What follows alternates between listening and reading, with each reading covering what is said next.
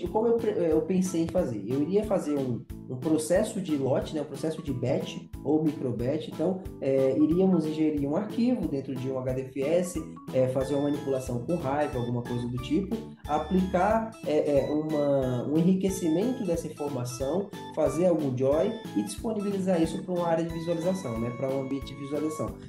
E o segundo ponto era buscar fazer um streaming, né, de uma rede social, alguma coisa do tipo, e imputar isso dentro de um Kafka e posteriormente fazer a inserção dentro de um banco, alguma coisa para a gente visualizar esse fluxo no formato um pouco mais rápido de velocidade. Mas realmente as ferramentas não me possibilitaram, tá? É um ambiente meio chato de fazer, como tem agora essas limitações, leva um certo tempo, até a comunicação com o suporte deles lá leva um certo tempo, eu não tive esse tempo hábil, tá? Mas vamos tentar falar um pouquinho aqui do que foi possível.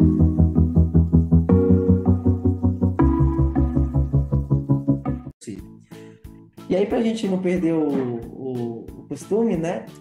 Inteligência é a capacidade de se adaptar às mudanças, né? Até em relação ao que estamos passando agora, do Steve Hawking, né? Então, a resiliência, né? Que é uma palavra muito utilizada hoje no universo de coach, né? No universo de treinamento, sabemos que impactos acontecem, que mudanças acontecem, que muitas vezes podemos estar em ambientes um pouco complexos, ou então um pouco que não se sentimos tão à vontade, né?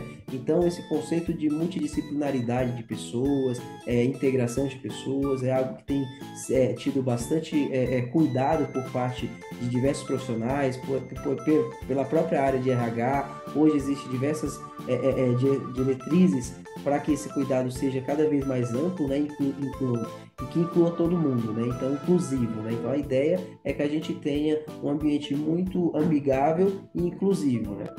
Então, a parte da inteligência, se a capacidade de se adaptar às mudanças, é essa nossa resiliência, né? De buscar uma forma de resolver certos problemas, de se adaptar a certas dificuldades. Então, vamos começar hoje com essa aula fazendo isso, tá bom?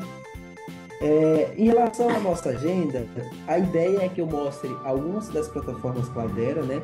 Então, eu não trago outro Hadoop, eu não trago outras distribuições que a gente discutiu lá no começo, porque é muito superficial, é muito para processamento, né? Então, a Cloudera ainda traz muitas ferramentas para várias fases do dado. Então, eu tenho para linhagem, eu tenho ferramentas para monitoramento, eu tenho ferramentas para engenharia, ferramentas para consumo. Então, eu vou tentar mostrar para vocês algumas dessas ferramentas. A gente vai fazendo aí uma linha de raciocínio, né? Que a gente vai montando passo a passo e tentando demonstrar cada uma delas, tá? E aí, a parte de demonstrações, eu vou tentar mostrar aqui, rodar um NiFi, que eu estava tentando habilitar aqui, um fluxo específico, para que vocês entendam. Eu vou trazer um pouquinho de boas práticas de como trabalhar com o NiFi, tá? Vocês me avisem se estiver vendo a tela certinho, tá? Se tiver o áudio estiver legal.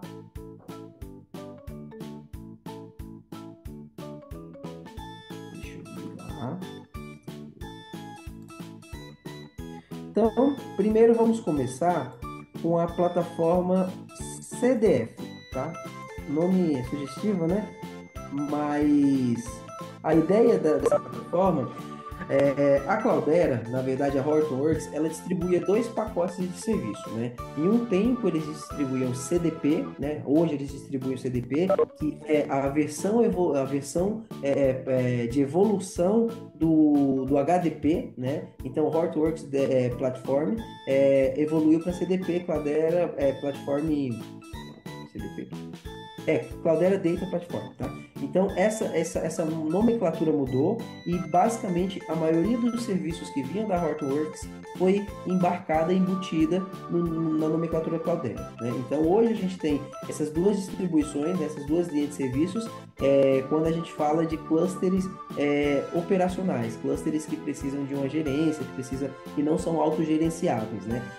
Então, a gente tem a distribuição CDP e a distribuição CDF, né? A CDP é uma distribuição muito dedicada à estruturação de dados, à arquitetura de dados, armazenamento de dados, a diversos passo a passos que a gente tem na evolução do dado, né? E a plataforma CDF, que é a gente vai ver um pouquinho hoje, ela é dedicada a processos analíticos, a processos de streaming, a processos que podem ajudar na tomada de decisão, né? Então, ela é uma camada boa noite, Iris. Ela é uma camada de analytics em cima dos dados que provavelmente você já, levando em consideração toda a suite, as empresas implementariam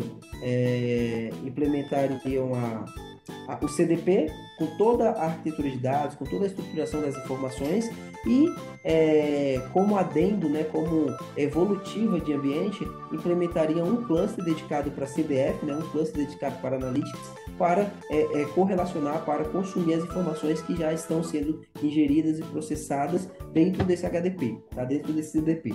Então, hoje, o conceito do ambiente CDF é bastante de dar vazão de desenvolvimento. Tem alguns recursos para gerência de arquivos, gerência de processos, né? E também a ferramenta do NiFi é uma ferramenta muito bem utilizada no mercado, uma ferramenta muito boa, tem uma integração muito, muito limpa com todo o ambiente, né? Então, vocês vão ver que essa é a cara do Ambari, né? Então, o Ambari, ele é um gerenciador de clusters, né? Você pode implementar mais de um cluster dentro do Ambari, ele gerencia diversas funcionalidades do cluster, ele traz funcionalidades específicas para manutenção, para expansão do cluster, para redução do cluster, né? Então, dentro do Ambari, o Ambari é igual para todas as frentes da Cloudera, tá? Então, basicamente, você vai ter essa visão aqui. Se tiver alguma mudança, se algum de vocês já tivesse visto um painel um pouco diferente na parte visual, é porque no versionamento, né, nas versões mais novas, eles tiveram um ajuste de layout, coisas do tipo, mas as funcionalidades são basicamente quase as mesmas, tá? Se mudou muito pouca coisa, né? Então, o que vocês veem aqui do lado esquerdo, temos todos os serviços que estão instalados nesse cluster. Tá? Então, esse cluster, como eu comentei com vocês, é um sandbox. Basicamente, o sandbox não é um cluster, ele é um cluster standalone, né? Então, ele simula a clusterização por meio da memória, dos recursos de hardware da máquina, mas ele não está realmente clusterizado. Eu não tenho mais de uma máquina, eu tenho uma máquina só que centraliza tudo. Tá? Então, o sandbox, ele divide, né, todo o serviço, ele faz todo o controle. Então, o que acontece? A Cloudera, para que as pessoas testem, usem, façam estudos, né, antes de previamente precisar assinar uma subscription, alguma coisa do tipo, eles empacotam essa VM e disponibilizam para ser baixada. Essa especificamente tem 8 GB, né? E se você for rodar no PC com menos de 16 GB de memória, você pode ter bastante dificuldade, né? Então eu nunca recomendo que vocês façam isso, baixem um sandbox, coloquem na máquina, tentem utilizar para treinar. Normalmente é interessante vocês subir isso na nuvem, trazer a Google, quando você cria um novo usuário de Gmail, você pode ganhar alguns fundos, né? Se eu não me engano, dá R$ 1.500, que dá para você usar no período de 90 dias, e aí esses R$ 1.500 você consegue subir essa imagem, né, da VM dentro de uma virtualização na Google, e facilita talvez os seus trabalhos. Caso vocês tenham interesse, me procurem, tá? Que eu mando um roteiro, a gente faz um roteiro bonitinho aí para ajudar vocês a fazer esse deployment aí, tá? Dentro da Google aí, se vocês se interessarem, tá? Então, o que temos aqui? Dentro do Ambari temos alguns serviços, né, estruturais. Então vocês vão ver aqui o Zookeeper. O Zookeeper é um serviço muito importante porque ele faz a supervisão de máquinas, ele faz o gerenciamento de diretórios, né, em memória. Quando você está processando isso de forma paralelizada, ele loca alguns espaços em memórias, em diretórios, ele loca alguns diretórios para que não haja conflito, não haja um overwrite em cima daquelas informações que estão sendo processadas. Então ele tem duas funcionalidades muito importantes, que é o gerenciamento de máquinas, a supervisão de máquinas e também esse controle de memória, de diretórios, e um snapshot, que seria como se fosse uma visão, né, congelada daquelas informações naquele momento, né? Então ele é muito utilizado, ele é o primeiro serviço que é instalado normalmente no cluster. O Storm, vocês vão ver aqui, que ele é um serviço dedicado a streaming. Ele é um serviço muito bom quando você fala de Hadoop, porém no mercado, quando a gente vai aplicar streaming, a gente vai fazer isso, a gente faz por Spark, a gente usa as bibliotecas Spark, faz alguma coisa do tipo. Mas o Storm, ele traz muitos recursos também que se encaixam de forma muito nativa com o Kafka, né? Então ele se conversa em questão de tópico, você consegue criar todo um controle de processamento desses streams. Então o Storm é bastante versátil, né? Por isso que ele se enquadra aqui dentro desses recursos de streaming, de analytics que a gente tem nesses fluxos. O Ambara Infra basicamente é só um serviço para gerenciar as máquinas que estão implementadas, né? E ele tem uma extensão para o Solr, né? O Solr é um serviço externo do Hadoop, ele não é exatamente do pacote Hadoop, né? Então ele não está ele está composto nas distribuições por algumas questões analíticas e porque ele suporta bem o Elasticsearch, né? Mas ele não é exatamente o componente dentro da Cloudera, tá? E a gente temos o Kafka, né, que é um produto altamente utilizado no mercado, talvez seja um dos serviços mais importantes que a gente tem nas soluções, nas estratégias de dados, é o barramento, né? Então, o Kafka ele funciona como serviço de mensageria, né? Ele funciona como barramento de mensageria e o Kafka já tem uma evolutiva muito forte quando a gente está falando de particionamento de informações, já está surgindo versões do Kafka que possibilitam você executar queries diretamente dentro dessas partições de barramento. Então, vai chegar um momento que muitas empresas vão substituir bancos de dados relacionais, algumas coisas do tipo, para utilizar o Kafka como barramento centralizador de analytics e também de fluxo de processamento, tá? O Log Search aqui ele é uma ferramenta básica só para você integrar com o Solr, então eu consigo fazer algumas validações em cima de alguns logs. Ele me ajuda em alguns tipos de analytics em relação a logs, né, quando a gente tem um fluxo muito grande. E temos o NiFi, né? O NiFi é uma ferramenta muito boa, muito visual. Ela integra toda a engenharia de dados, toda a integração de dados, junto com todo um fluxo de orquestração e boas práticas.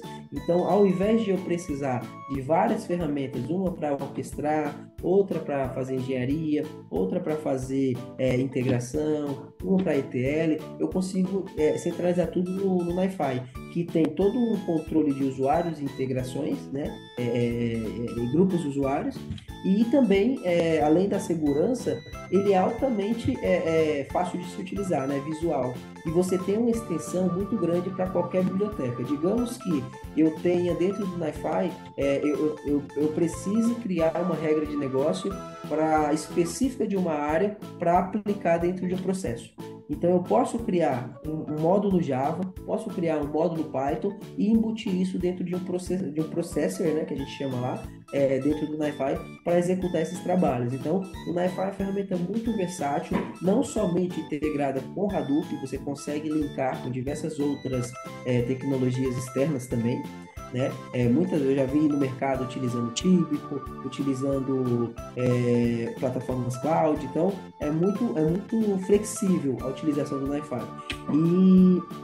E ele também tem toda essa crescente a nível de programação. Você consegue criar módulos de programação de algumas linguagens e implementar dentro dele, né? E aí a gente tem o esquema que é uma tecnologia muito utilizada hoje para controle de APIs, para controle de microserviços. Você consegue gerenciar versionamentos de layouts de JSON, você consegue fazer diversos trabalhos que facilitam muito nesse desenvolvimento de APIs, de novas implementações, tá?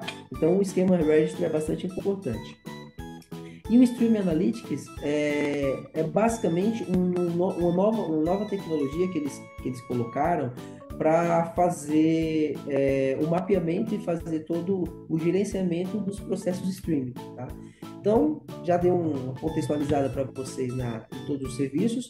Vamos mostrar um pouquinho dos botões que a gente tem aqui. Então, aqui basicamente é o nome, né, do serviço, Ambari, e aqui é o nome do meu cluster, tá? Aqui está escrito Sandbox, que é o que vem de default dentro da Cloudera. E aqui eu tenho dois balãozinhos, cada balão desse representa uma operação que está acontecendo. Então, esse primeiro balão, ele mostra todas as execuções que foram disparadas dentro desse cluster, né? Então, ele startou todos os serviços, depois ele startou os serviços de gerenciamento de analytics, ele startou o Schema Registry. Então, ele me dá todo um detalhamento para que eu consiga acompanhar o tempo, acompanhar na parte de logs, como eu conseguiria, caso dê um problema, dê um erro, nessa parte aqui do logs é onde eu vou conseguir identificar o que poderia ter sido. Então, ao invés de ficar esse OK verdinho, ele vai ficar um X vermelhinho, né? E aí vai parar. Normalmente, quando um serviço para, ele não consegue startar, ele não consegue subir normalmente até o final, ele para ali e todos os serviços subsequentes também não são disparados, né? Então, é bem procedural, digamos assim, o start de serviços dentro da Cloudera. E aí vocês vão ver que o log tem uma certa indentação, nós temos aí um detalhamento da data, da hora, né? Temos aí todos os comandos que foram aplicados, quais talvez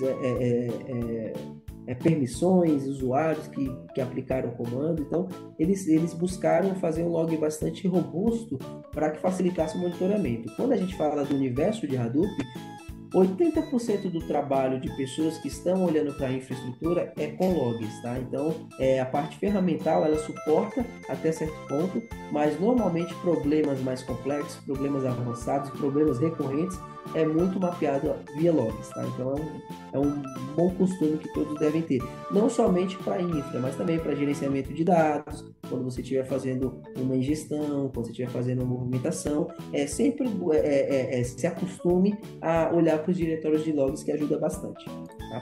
Então, essa caixinha foi para isso. E aí temos a caixinha de alertas. Os alertas, eles são algumas configurações... Calma aí que deu uma travadinha, gente.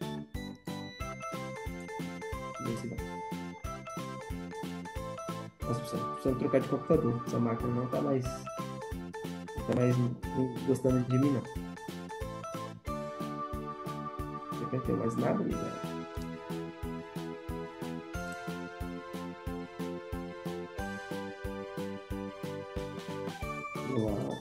Tá. E aí a gente tem um pop-up que é específico para alertas e avisos, né? E o que é esse alerta? Eu consigo configurar algumas métricas específicas. Por exemplo, se o meu HDFS já está com mais de 80% da capacidade, então eu consigo criar uma flag de alerta vermelho, né, para que seja executado algum processo de compactação, algum processo de movimentação de arquivos, ou mesmo a avaliação de ampliar o armazenamento, adicionar algum nó, alguma coisa do tipo. Então, eu tenho diversos alertas que podem me ajudar. No caso aqui, a gente está falando de alertas específicos para os serviços desse cluster, né? Então, temos aí um pouco voltado a snapshot, eu posso habilitar ou desabilitar o alerta, né? Então, é uma mecânica que muitas vezes, digamos que seja um alerta controlado e que ele pode estar dando alguma flag, pode trazer algum problema, é mais simples eu desligá-lo do que mantê-lo ativo, né? Então, é um recurso também muito utilizado, muito interessante da gente fazer. Aqui nesse menu, vocês vão ver essas opções. Dashboard. Dashboard, basicamente, é a minha home, né? Dentro do Ambar. Services. Services são todos os serviços que eu tenho instalado. Basicamente, a representação dessa caixinha aqui. Hosts. O que eu tenho em hosts? Eu tenho todas as máquinas que estão compostas no meu cluster, tá? Então, dentro de host, basicamente, nessa situação, eu só vou ter um cara, né? Que só tem uma máquina ativa. Se eu tivesse 10 máquinas ativas, e ainda está descrito aqui todo o hostname dela, né? O nome dela na rede, e também o IP interno, IP externo, caso tenha. E algumas configurações. Esse default back aqui é a configuração básica quando ele estrutura um disco, tá? Por trás. Você tem algumas configurações um pouco avançadas, por exemplo, quando as pessoas utilizam o Ryzen ou algumas outras coisas, você tem uma configuração um pouco mais avançada, mas basicamente é sempre por via hack, né? Que são os discos na barriga que a gente fala, o J-Body da vida. E aí a gente tem o detalhamento dos cores, né, dessa máquina e a quantidade de memória, tá? E a versão que a gente tem do pacote, tá? São 16 componentes. E aí, para vocês entenderem, os 16 componentes estão descritos aqui. Necessariamente não são somente os serviços, eu posso ter componentes que são subserviços de cada serviço, né? Como a gente conversou numa aula anterior. Então, às vezes, por exemplo, o Wi-Fi ele tem mais de um componente normalmente, o Schema Registry também, e aí a gente tem alguns outros componentes que fazem a integração desses outros serviços, tá? E aí, se eu clicar aqui, ele me dá todo o detalhamento dos serviços e me dá condições de parar serviço a serviço, tá? Então, eu tenho algumas ações aqui nesse checklist, restartar o serviço, parar o serviço ou passar esse serviço para um modo de manutenção. Isso daí é bastante importante quando a gente precisa parar um serviço que está impactando no funcionamento de outros que são produtivos. Então, se existe a condição de eu transferir isso para um modo de manutenção sem impactar os outros serviços, eu farei isso e começarei a tentar configurar um troubleshoot, configurar algumas coisas para a resolução do problema daquele serviço, tá? Vocês vão ver aqui que até eu não fui eu que fiz isso, tá? Então a própria Cloudera deixou esse serviço do Registry aqui em modo de manutenção. Provavelmente eles tiveram algum conflito na configuração inicial e derrubaram esse serviço aqui, tá? Então é serviço que nativo, então ele não influencia em outros. Qual que é o problema? Se eu tiver um serviço que utiliza a integração desse serviço que vai estar fora, eu vou perder os dois serviços. Então, somente funciona dessa maneira para serviços que têm uma certa independência, tá? Então, aqui são todas as condições. Eu tenho também condições de baixar as configurações, baixar o XML de cada uma das configurações, o properties, né? Um detalhamento um pouco mais da máquina, tá? E algumas métricas. Como eu não configurei, como esse cluster teoricamente eu instalei hoje, é novo, a gente não tem muita coisa, tá? E aí eu tenho configurações, né? Em cima de cada aplicação, de cada serviço eu tenho toda uma suíte, toda uma quantidade de configuração para aplicar. Deixa eu vir para cá para achar mais fácil.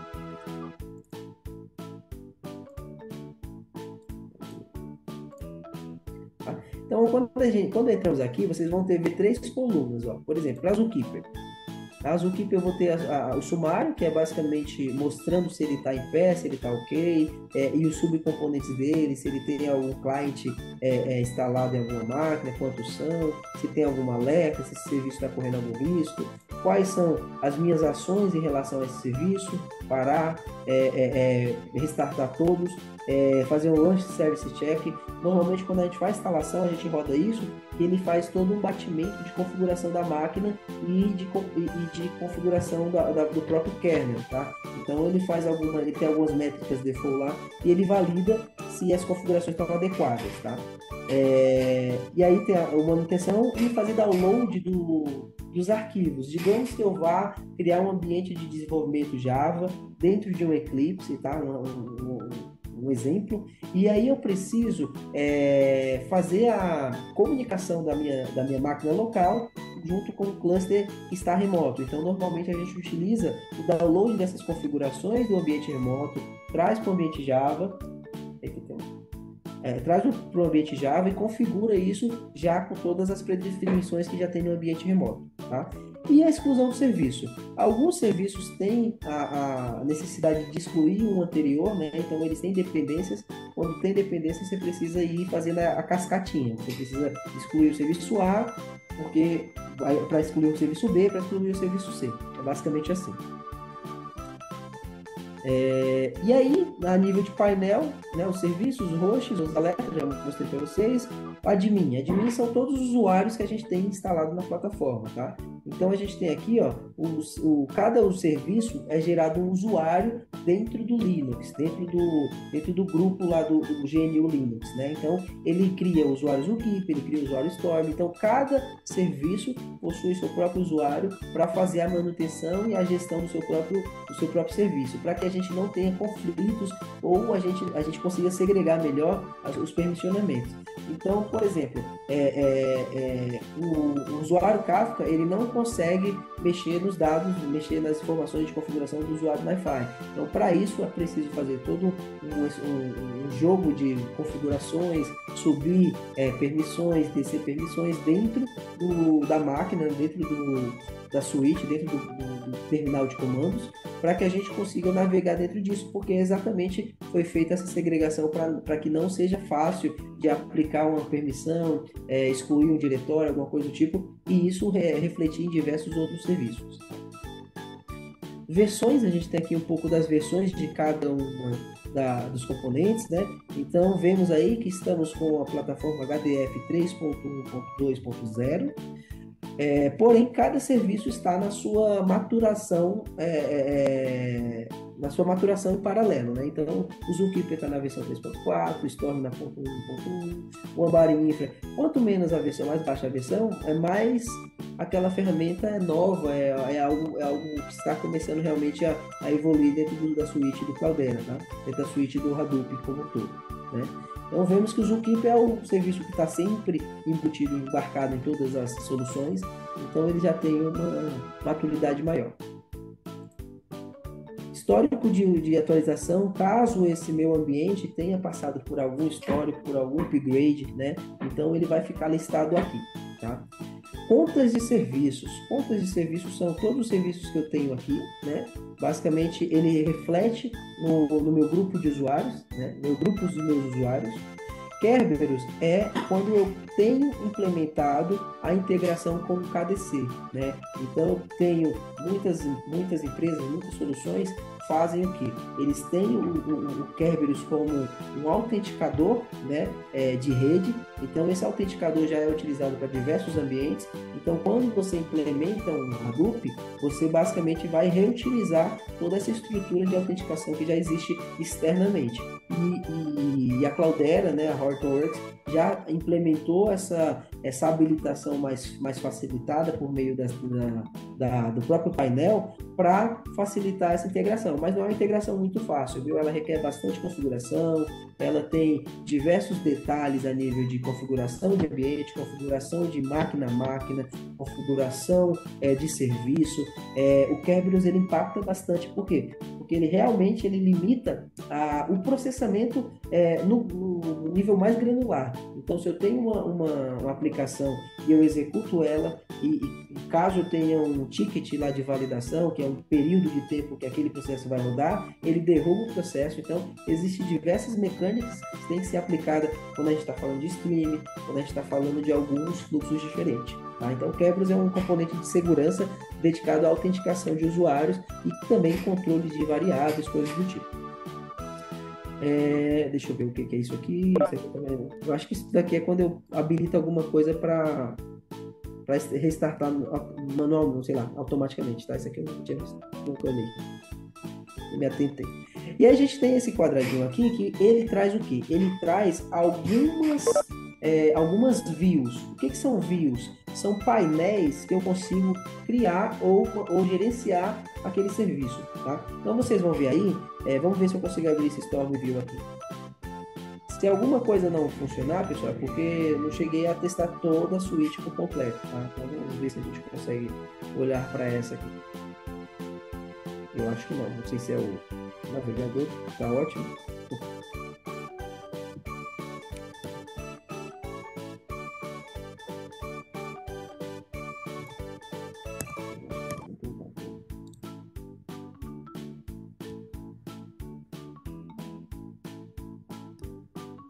Foi depois que eu falei que não queria mais, olha. Então, isso daqui seria o painel de gerenciamento de todas as tarefas, de todos os fluxos que estão sendo executados pelo Storm. Tá?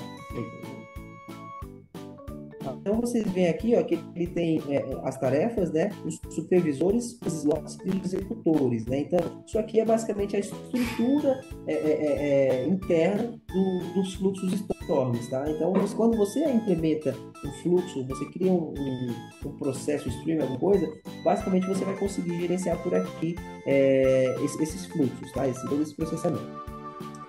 E aí vamos entrar um pouquinho no NiFi, que é talvez a ferramenta que mais importa para a gente em relação a que foi possível implementar, tá?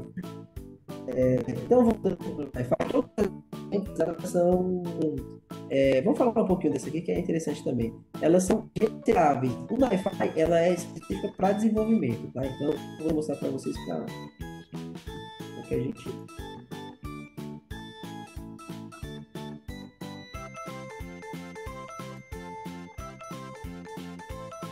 E aí tem um ponto que acontece bastante quando a gente está trabalhando com nuvem, tá? Como eu estou rodando isso na nuvem, na Google, eu tenho todo o redirecionamento, né, da página um pouco limitada. Eu tenho que sempre chamar pelo IP e tal. Eu posso criar dentro do meu hosts, né? Aqui um reapontamento, mas aí sempre vai mudar, porque o IP normalmente na nuvem ele atualiza sempre que a gente desliga a máquina. Então eu tenho que manter assim mesmo. Tá? Então aqui é um painel, essa ferramenta é nova, é um painel que vocês, quem tiver oportunidade de trabalhar com um cluster mais novo, né? Alguns dos nossos clientes estão implementando essa suíte, vai entrar nos próximos meses aí toda essa estruturação, tá? Então, dentro desse painel, nós temos aqui um componente, né? Então, o que é a minha aplicação? Minha aplicação é basicamente um container de processos que estão rodando, tá? E aí, dentro desse container, vocês vão ver aqui um fluxo que já vem pré-configurado aqui, acho que de demonstração, dentro do sandbox, né? Eles chamam de Tracking IoT Demo. Então, provavelmente, é a geração de alguma mensagem, alguma coisa, que vai vir para o Kafka, vai ser enriquecido e vai fazer todo o processamento. E aí vocês veem que tudo que for mapeado dentro do Kafka, for particionado, vai ser mostrado aqui, tá? Deixa eu ver como é que executa esse cara aqui, se a gente consegue.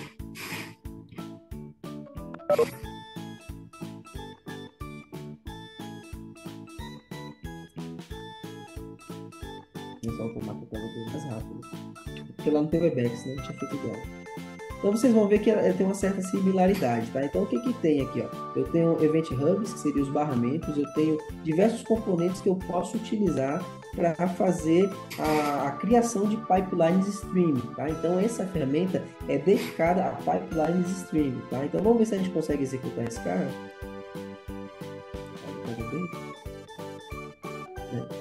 Então vamos ver se executa. O que faz?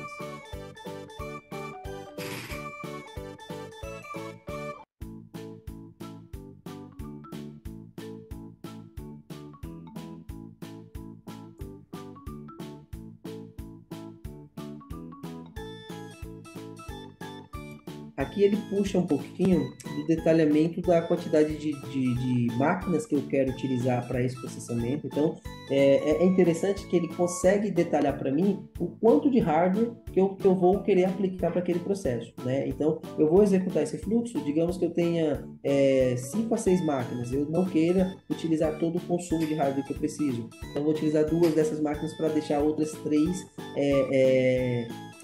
livres, né, para outros processamentos, outros fluxos acontecerem, né? Então tem uma certa granularidade aqui no processamento. Deixa eu ver o que a gente faz.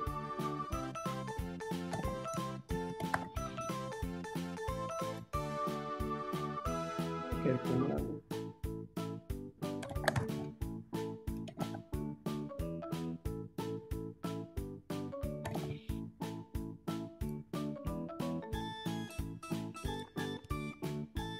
Vamos ver o que ele vai fazer se ele termina aqui. Ele me deu um erro primeiramente, né?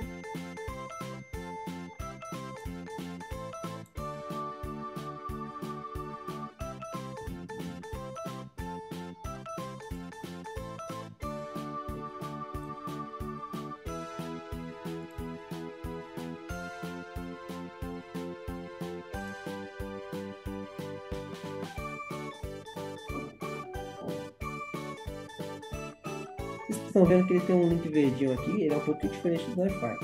Isso aqui eu ainda estou aprendendo o manuseio dele. Algumas coisas. Deixa eu ver.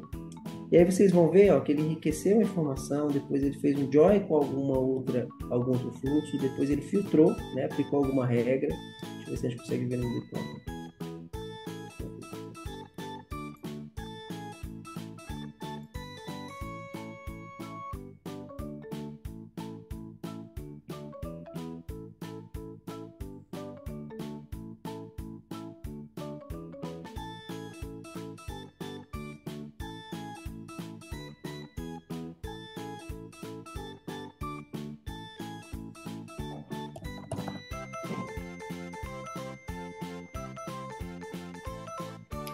Preciso subir um arquivo para testar. Eu não detalhei muito não, só estou trazendo para vocês verem, para ver a interface mesmo. Então aqui eu tenho a parte da aplicação. Depois da aplicação, ela me dá uma tela de dashboards. Deixa eu ver se eu...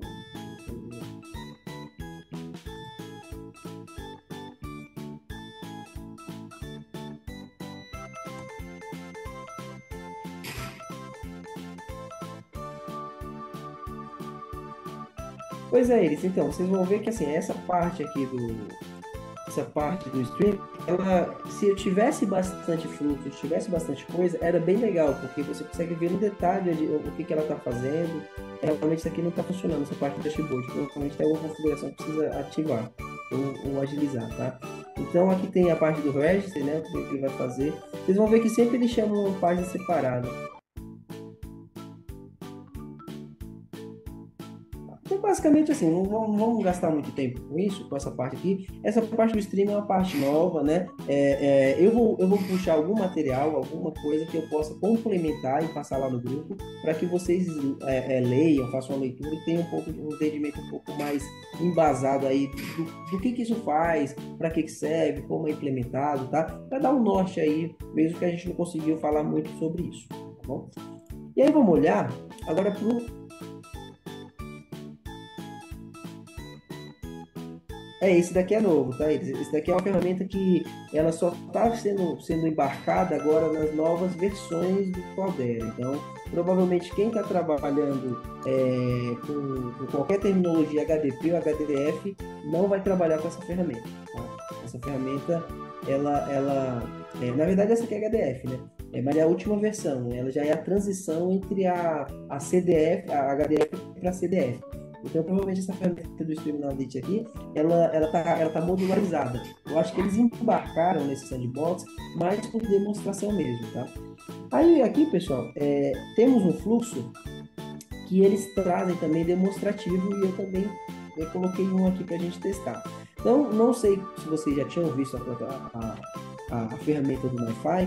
É uma ferramenta muito visual, muito boa de se trabalhar, muito produtiva. Quando você aprende, você entende os componentes, você cria toda a estruturação de integração desses componentes, você deslancha, a primeira, talvez a curva de aprendizado aí para se trabalhar com essa ferramenta, no máximo um mês, você já consegue desenvolver pipelines robustos, pipelines diferentes, né? E aí a complexidade vai aumentar em relação à dificuldade de regras, a dificuldade de joins, né, que você precisa aplicar dentro desses fluxos, tá? E aí vocês vão ver o que o Wi-Fi tem. O Wi-Fi tem todo um painel, né, aqui na parte de cima. Eu tenho diversos componentes para implementar, tá? Eu vou falar dos mais importantes para a engenharia, né? Então, dentro desses caras, eu tenho input port, eu tenho output port, eu tenho process group, eu tenho remote process group, tenho como se fosse um gateway aqui, né, de informações, tem um template. Então ele já traz algumas coisas que me ajudam já pré-configuradas para implementar, tá? Então esse painel, você vai ter o painel de navegação. Então se eu tiver, como funciona o Wi-Fi? Ele é como se fosse uma lupa. Não sei se vocês já viram, já trabalharam com o Miro, que é uma ferramenta de gerenciamento aí de atividades, e com algumas outras dessas ferramentas, você consegue ampliar e aumentar bastante. Então ele trabalha com esse conceito aqui de visualização e de consumo, né? Então se eu tenho muitos componentes, eu venho aqui para facilitar e ele me direciona diretamente lá para aquele componente que eu preciso ir. Você vai para aí, tá? Não sei se é a máquina que tá meio lenta. Tá? Então, basicamente, assim, esse painel ele auxilia nessa procura de encontrar os processos que você está trabalhando, os fluxos que você está trabalhando. Tá? E ampliando aqui, entrando no detalhe, você consegue ver a carinha de cada um.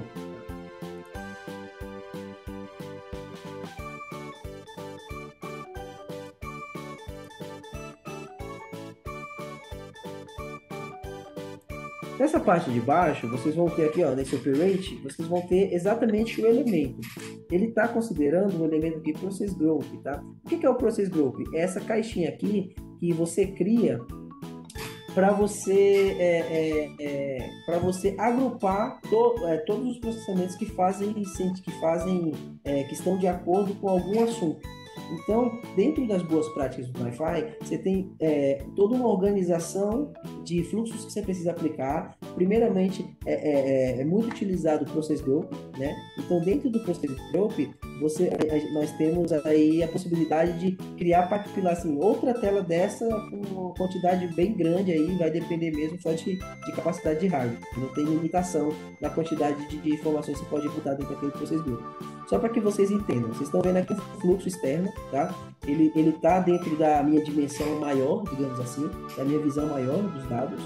E aí eu criei, um pouco antes da nossa aula, esse cara aqui, esse Process Group, né, que chama teste. Você vai ver, ó, que por fora, olhando para ele já tem um fluxo de geração de dados de 1.46 GB. Eu gerei um componente que fica gerando dados automaticamente, ele fica gerando dados fake, tá? Para a gente testar um fluxo de informações.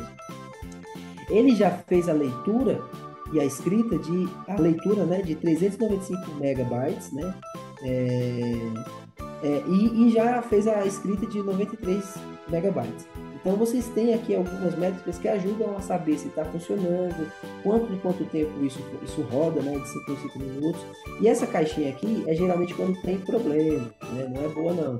Quando ela aparece aqui, essa flagzinha, ela aparece é porque temos aí algum tipo de problema. Vocês estão vendo aqui no canto, ela aparece aqui, tá vendo? Warning, então ó, o data flow excedeu alguma coisa, eu acho que o que eu tinha de recurso de máquina, ele já excedeu porque ele está gerando informações e deve ter dado algum alerta, tá?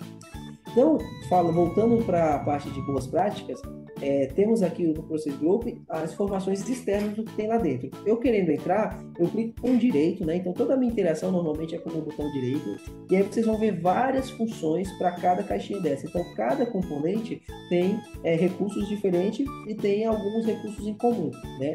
Então eu posso ver o que dá para fazer upstream. O que é upstream e downstream? Seria eu utilizar isso daqui como um componente de subir arquivos, de descer arquivos, né, de integrar arquivos no fluxo. Eu posso validar o histórico, né, de tráfego de dados que está dentro por trás dele. Eu posso parar os serviços que estão rodando. Eu posso começar novamente. E aí eu tenho a configuração externa desse cara e as variáveis que foi implementada, tá? Dentro dele, então vamos entrar nas informações que estão dentro. Então, o intergroup aqui.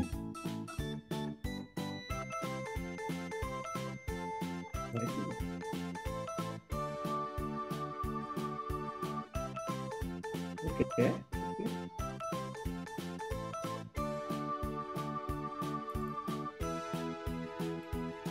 Vou parar ele aqui.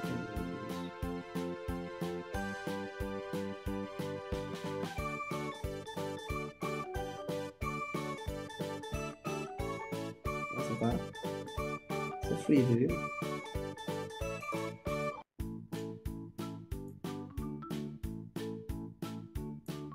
Vai parar aqui.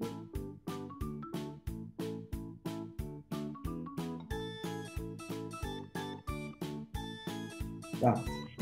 O que ele está me dizendo? Tá? Ele está me dizendo existe um componente chamado Coordinator dentro do Wi-Fi que ele faz o balanceamento das máquinas que estão ativas. Então, o que ele faz? Se uma máquina cair, uma máquina oscilar, a rede der um freeze aí, existe algum tipo de problema de troubleshoot, né, de throughput de rede, ele faz essa coordenação, esse balanceamento de qual máquina escolher. Então, provavelmente, ele já está um pouco sobrecarregando aqui a máquina que eu implementei, tá? Então, se vocês verem algumas travadas, é exatamente por isso. Porque eu deixei rodando ele fica gerando sem parar o negócio. Aqui, aí eu já entrei dentro dele, tá? Então, ó, vocês vão ver que ele ativou. Agora vamos olhar um pouquinho para as caixinhas que eu tinha criado, né? Então, eu peguei na internet um fluxo lá passivo, né? E aí vocês vão ver o que ele faz. Tailfile. Esse Tailfile, ele basicamente ele é um gerador de dados fakes, né? Como eu comentei com vocês. Então vocês vão ver aqui, ó, eu estou dentro do Process Group. Se eu puxar aqui dentro do meu painel, eu não vou ver aquele outro fluxo de dados que está externo, porque ele serve exatamente para isso, para separar as dimensões de assuntos específicos. Então, digamos que esse teste aqui seja específico para um processo aplicação A. E aí lá fora, outro desenvolvedor está desenvolvendo a aplicação B. Então, para não conflitar, a gente pode utilizar assim. E até mesmo para criar toda uma cadeia, né, de processamento. Eu posso ter todo um encapsulamento que tem vários processos que precisam executar para depois disparar outra parte do processo. Então, a gente encapsula isso em Process Group para poder disparar outros fluxos, tá? E aí aqui tem todo o fluxo que ele trabalhou, né? Como eu parei todos, vocês vão ver aqui, ó, a fila, normalmente, sempre que você integra um componente ao outro, você gera esse componente de fila, que ele chama, né? Então, ele fala, olha, o que está trafegando agora é isso, se teve sucesso ou se não teve sucesso, tá? Então, ele dá, basicamente, as informações mais chaves aqui para você entender se está tudo indo bem ou não está. E aí, para vocês verem, por exemplo, dentro das configurações, esse aqui é um processo de gerar componentes. Então, dentro dele, eu tenho algumas coisas específicas para o tempo de execução, eu tenho algumas coisas específicas para agendamento, né? Então, eu posso fazer isso rodar a cada 10 minutos, a cada 1 hora, eu posso fazer ele rodar em todos os nodes ou somente um dos nodes específicos, né? Para me conseguir melhorar na minha performance. E eu tenho algumas informações aqui que eu consigo configurar para diretório de saída, qual vai ser o diretório de log, se ele vai ter algum arquivo específico que ele vai gravar, vai nomear, né? Então e aqui tem comentário. Isso aqui serve muito para versionamento, né? Então, digamos que eu sou um desenvolvedor, trago algum componente aqui, eu não posso, por enquanto estou mantendo o diretório log especificamente, porque a área de TI ainda não criou um novo diretório para me mudar, para me migrar os arquivos de log, por exemplo, tá? Então, ele ajuda muito com essa comunicação aí dentro de uma squad, dentro de um time, tá? E aí eu tenho outro tipo de processo. Então, cada um respeita uma estrutura. Vocês vão ver, ó, que esse daqui já tem outras propriedades. Ele já tem algumas coisas diferentes. Ele já tem um tratamento de duração diferente. Ele tem aqui todo um fluxo de automatização. Quando você linka ele é um fluxo secundário, você consegue fazer tratamento de falha. O NiFi é muito bom para isso. Digamos que eu preciso fazer um tratamento de falha. Caso dê um problema X, ele cai no segundo processo. Caso dê um problema Y, ele cai no terceiro processo. Então, eu consigo ramificar de várias maneiras, de uma forma bastante inteligente aí, esse tratamento de falhas, né? E aqui, no caso, tem o split, né, que é específico da função. E aí o que eu fiz aqui? Eu gerei dados aleatoriamente, fiz um split de texto, fiz uma quebra de texto, né, uma divisão desse texto que está sendo gerado aqui. E aí no segundo momento eu fiz uma compressão dessas informações, né? Então eu criei 3 etapas no tratamento dessa informação. Depois eu criei uma atualização de atributo. Eu fiz uma gravação de um arquivo com um atributo novo, mudando a nomenclatura do arquivo, coisas do tipo. E por último eu tenho o putfile. O putfile, ele é a gravação de um arquivo local, né? E aí vocês vão ver que isso aqui é bem padrão, tá? E é só para continuava com erro. Então vocês vão ver aqui assim, ó, como eu valido se tudo aconteceu bem. Entrou o 114, fiz a leitura bonitinha e teve o out, teve a saída. Então esse processo rodou completo e mandou para cá. Esse cara, eu ainda não tive nada de out, não consegui ainda configurar corretamente a saída dele dentro de um diretório lá no meu ambiente. Eu fiz alguns testes, mas ainda não fluiu, tá? Então eu fiz uns testes de permissionamento. Deixa eu ver se ele está reclamando da mesma coisa. Antes ele estava reclamando do permissionamento. Agora, esse daqui é problema de ambiente, tá? O ambiente tá oscilando, né? E aí, para vocês verem, ó, quando eu preciso criar um processo, um processor novo, né? O NiFi ele já tem vários pré-configurados. Então, por que ele facilita bastante? Ele faz as coisas andarem muito rápido. Você consegue ter diversos tipos. Digamos que eu quero PUT e HDFS. Ele já vai ter um componente que faz insert no HDFS. Eu não preciso criar a roda, entendeu? E aí eu só trago esse cara para cá e entro no nível das configurações. O que eu preciso configurar? Eu preciso saber qual que é o diretório, se tiver um conflito, tiver algum problema de overwrite, o que eu faço? Dá falha, dá um replace, dá um ignore.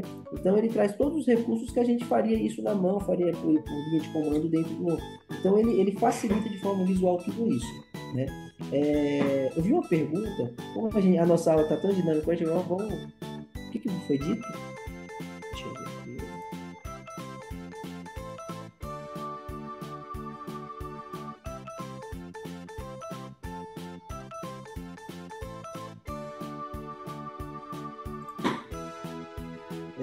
Todos esses componentes estão oferecidos pelo NiFi, estão numa toolbox para serem utilizados, ou você mesmo criou? Isso. Então tá, então respondendo, Luiz, na verdade, esses componentes, eles vêm já, você tem muitos componentes já pré-configurados, ó, a lista aqui é bem grande, tá? Muitos componentes pré-configurados. Normalmente, para tudo que a gente faz dentro do HDFS, para tudo que a gente faz no Hive, para tudo que a gente faz no HBase, já tem componente pronto, tá? Então, dificilmente você vai precisar criar alguma coisa para XML, para fazer serialização, para fazer tratamento, tem muita coisa. Executar SQL, para executar script, para executar Spark, você já tem muita coisa. Todas essas aqui, ó, você tem 254 itens, tá? Então, o que acontece?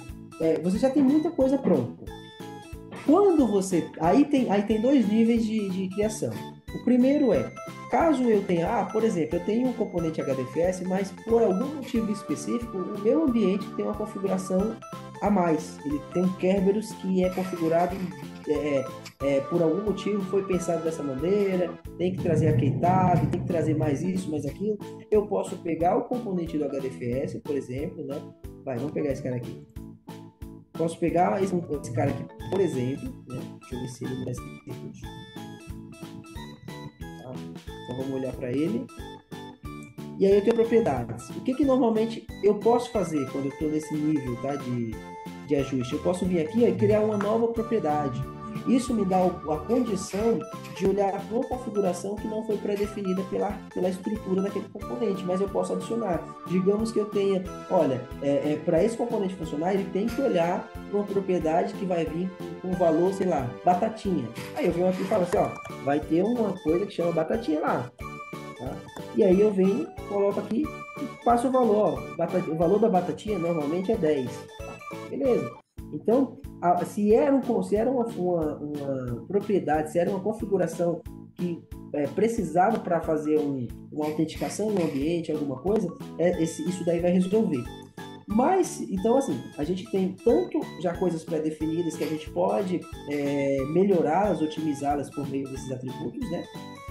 Mas se a gente tiver a necessidade de, por exemplo, eu preciso dentro de trazer um componente Java, né, uma UDF especificamente, essa UDF ela precisa executar um regex específico para alguns campos de texto, né? Então como é que eu faço? Aí eu tenho que ir lá, aí não dá para me simular muito, tá? Eu vou criar um pacote Java, né, e executar, criar um jar, né, um jar em si. Vou vir aqui, deixa eu ver como é que eu não me lembro como que chama o padrão.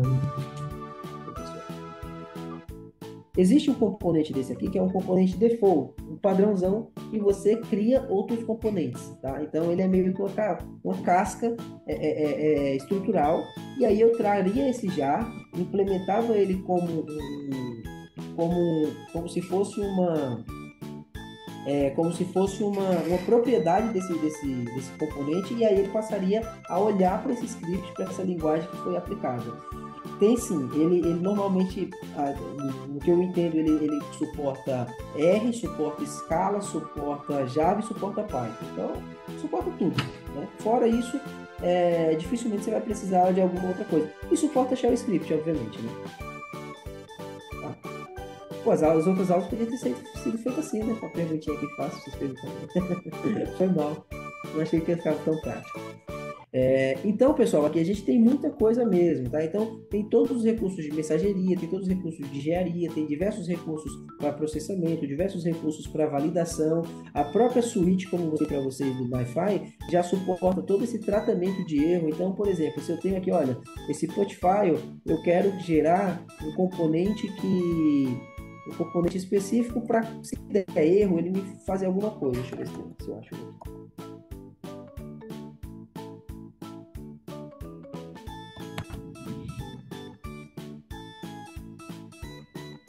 Esse log message aqui. Esse log message é bastante usado, tá? Então, digamos que eu tenho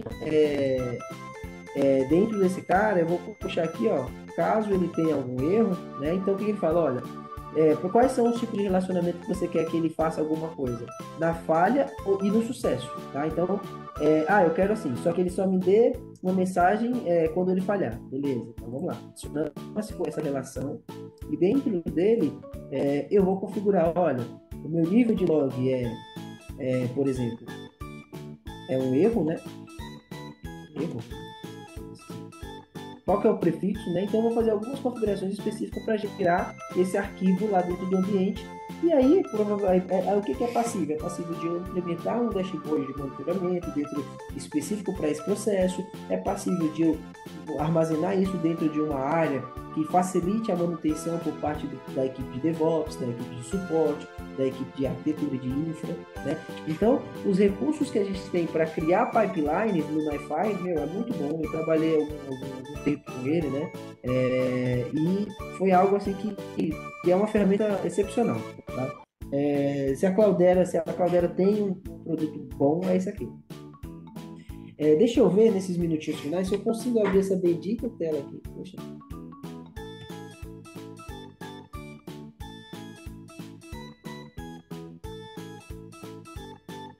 Isso é legal, eu vou testar.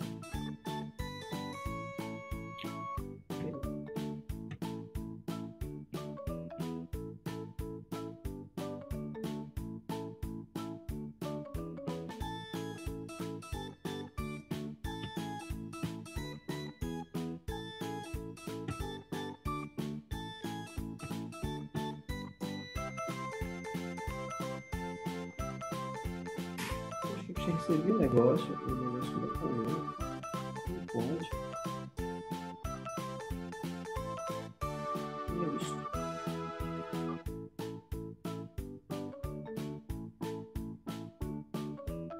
Ele não dá nem a opção de entrar. Nada.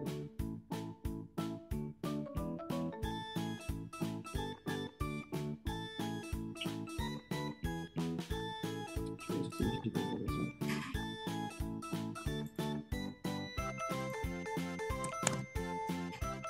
Pronto.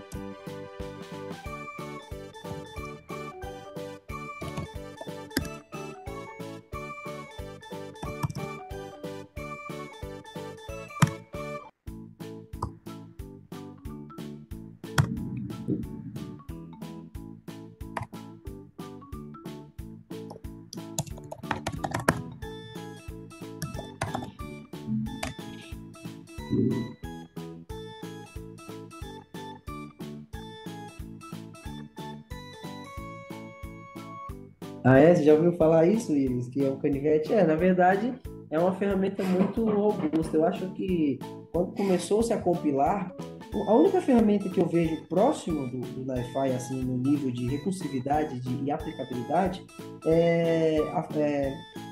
é o Data Fusion da Google, é como se fosse uma suíte que era de marketplace, né?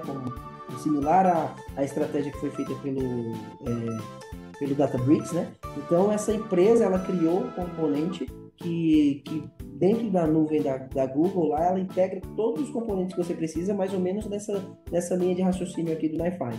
Então, eu crio lá passo 1, passo 2, passo 3, trato logs com a parte do serviço de controle de logs, trato erros com a parte do serviço de controle de erro, trato a visualização de dados com o serviço de visualização de dados. Então, assim, ele chega a ser um pouco mais alto nível, porque ele consegue reutilizar diversos serviços. Aqui no caso do NiFi, ele só cria componentes, né? Então a gente não tem esse detalhamento essa aqui, esse link eu não estou conseguindo abrir aqui nessa máquina. Não sei porquê, tá? E aí, em relação a essa estrutura, esse Data Fusion, ele é algo muito, muito poderoso, muito poderoso. Porém, ele não tem tanta relevância, porque o que está sendo feito hoje nas estratégias de engenharia de dados, nos fluxos de dados, no universo assim, para gerar informações para Analytics? A pessoa que tem a cloud, ela não vai comprar o Data Fusion para orquestrar isso. Por quê? Ela aplica lá Poxa, tô esquecendo o nome das coisas. Ela aplica lá um Airflow, né, que é a ferramenta hoje mais robusta que temos aí para orquestração de processos, né, orquestração de ferramentas, de integrações. Então, quando a gente fala de orquestração, o que é orquestração? É eu executar, eu conseguir monitorar, manipular, estruturar, encadear todo o processamento que eu preciso para um pipeline de ponta a ponta, né? Então, o Airflow, ele é muito robusto, ele consegue olhar tanto componentes internos a uma plataforma, externos a uma plataforma, ele tem um gerenciamento macro, assim, né? Então, ele dá muita recursividade. Então, o que as empresas fazem? Elas optam por pagar já o serviço os serviços da cloud. Então, vamos lá. Eu vou comprar, vou comprar o PubSub, né? Vou utilizar o PubSub, vou utilizar um S3, vou utilizar um S3 ou um Cloud Storage, vou utilizar uma ferramenta de visualização, um Data Studio, né, um Cloud Studio, alguma coisa do tipo, e aí vou fazer o meu processo funcionar. Quem vai orquestrar isso? O Airflow, e eu posso implementar, porque é um open source, dentro de uma VM, né? Dentro de uma VM eu já consigo utilizar ele como gerenciador de toda a plataforma, ou eu posso criar lá dentro de um lugar específico, dedicado para que ele consiga olhar de forma mais facilitada, que ele tenha todo o controle de integração de usuários em algum Kubernetes, alguma coisa do tipo. Então, não faz nenhum sentido eu contratar também o Data Fusion para fazer isso, sendo que o Airflow faz isso teoricamente gratuitamente, né? E o Airflow e o Data Fusion tem um custo um pouco alto. Então, é uma ferramenta muito boa, se vocês tiverem interesse, dê uma lida sobre, mas ela não ganhou mercado, eu acho que por isso, porque o Airflow tem resolvido a maioria dos problemas, tá? E em relação a NiFi, quando a gente está falando de Cloudera, quando a gente está falando de Big Data, quando a gente está falando do universo Hadoop, o NiFi com certeza é a melhor pedida aí, tá? Por que essas estratégias do setor financeiro, do setor bancário, de algumas outras indústrias e segmentos, eles apostam muito nesses novos produtos com Hadoop, com NiFi, com Streaming, com Kafka, porque é o que hoje tem de mais versátil e mais flexível para o universo de Big Data, né?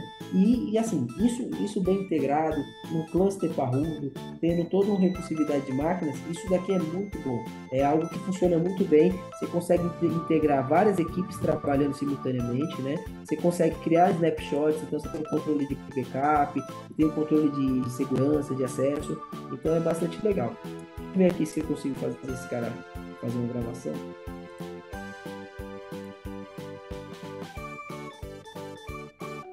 Aí você tem que clicar fora, vocês viram que ele estava achando que eu estava usando o carinha. Agora ele vai executar tudo. Aí ó, ele dá um verdinho, e aí vocês vão ver que ele vai demorar um pouquinho.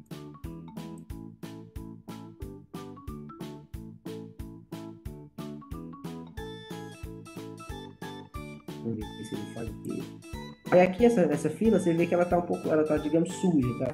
Com tipo de processamento. Eu posso limpar ela para facilitar o meu entendimento. Ah, eu não quero, quero isso daqui porque, beleza, ó, ele já rodou alguma coisa aqui que foi gerada daqui, né? Então eu matei a fila lá, mas ele já tinha rodado. Esse cara aqui, ele gera muito rápido, tá? Ele, sinceramente, não é de 5 em 5 minutos, né? E aí, ó, vamos ver se ele vai rodar. Acho que tá rodando também. Essa fila também eu posso tirar ela pra gente ver se tem a virtualização.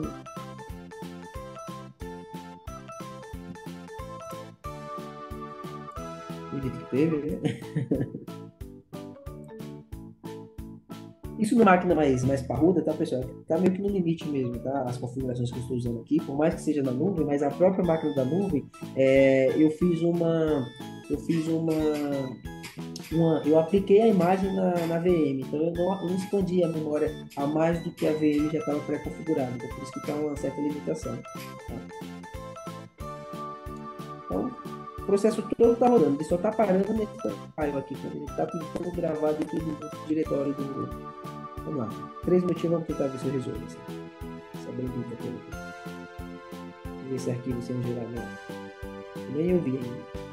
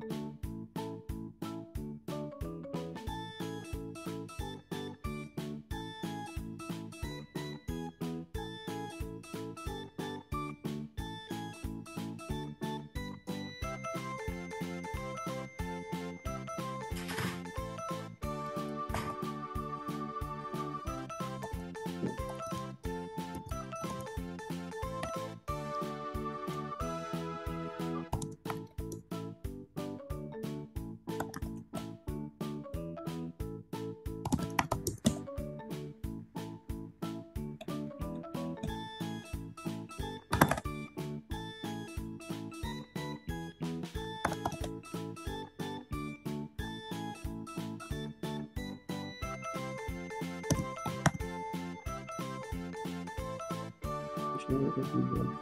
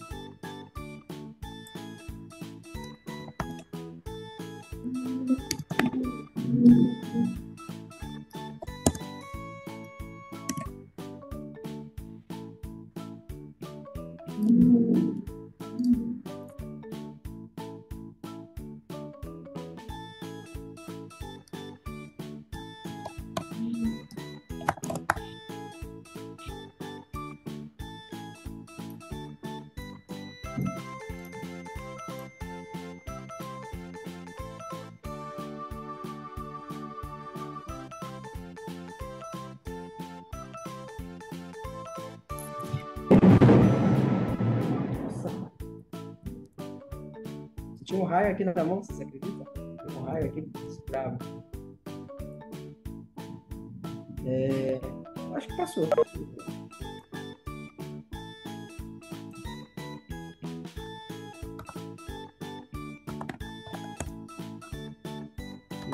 passou.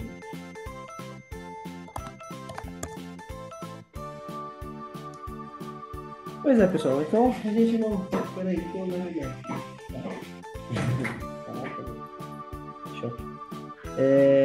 Tá, então, pessoal, peço desculpas por criar um ambiente adequado, tá? A gente realmente não conseguiu trazer o fluxo que eu queria fazer dois fluxos bem detalhados, mostrando passo a passo e tal. Mas em relação a ferramentas, também é bem importante que a gente feche essa parte conceitual, né? Que a gente entenda como isso é aplicado. E essas ferramentas, elas trazem embutido aí esses conceitos, né? Deixa eu ver isso, como sobre funciona a implementação do Wi-Fi, o que foi desenvolvido no ambiente de desenvolvimento. Tá. Quando a gente está trabalhando em uma esteira de desenvolvimento, quando a gente tem um ambiente de dev, um ambiente de homologação, um ambiente de produção, o NiFi ele utiliza um recurso de snapshot. A gente tem a gente consegue tirar um snapshot de todo aquele trabalho que está sendo executado ali, todo aquele template, e a gente consegue subir essa versão do snapshot para um outro ambiente. E aí, quando a gente abre essa versão no outro ambiente, todo o trabalho que foi executado nesse snapshot, a gente sobe. Caso a gente tenha a necessidade de executar alguma coisa menor, alguma coisa pontual, é avaliado, tá? Porque o esforço talvez é um pouquinho diferente. E aí a gente entra também com algumas necessidades de ambiente, não é somente o snapshot. O snapshot, ele é para o template NiFi funcionar. Mas aí a gente pode ter a estruturação de novas variáveis de ambiente, a gente pode ter a estruturação de alguns diretórios novos. Então, tudo isso não é contido dentro do NiFi, isso daí é dentro de outros componentes. Então, por exemplo, se eu estou trabalhando com o NiFi de um cluster A, estou trabalhando com HDFS no cluster A e o NiFi no cluster B. O que eu preciso fazer? Todas as interações, as criações de diretórios que estão sendo feitas nesse cluster A, se a gente está falando de dev, tem que ser replicadas no ambiente de homologação e, consequentemente, no ambiente de produção. Então, o empacotamento desse deploy, para que a gente vá fazendo a evolutiva e a entrega e produção desse pacote, é bem importante. Mas, em relação ao NiFi, o recurso é esse de snapshot. Tá? E aí existe também a parte do esquema register lá, que a gente consegue fazer algumas manipulações um pouco mais, que agora na verdade não é esquema, é NiFi register, tá? E por meio do NiFi register a gente tem uma recursividade um pouco mais no detalhe para fazer o gerenciamento desses componentes. Mas se a gente estiver falando de subir uma versão de desenvolvimento, era muito aplicado por essa versão de snapshot.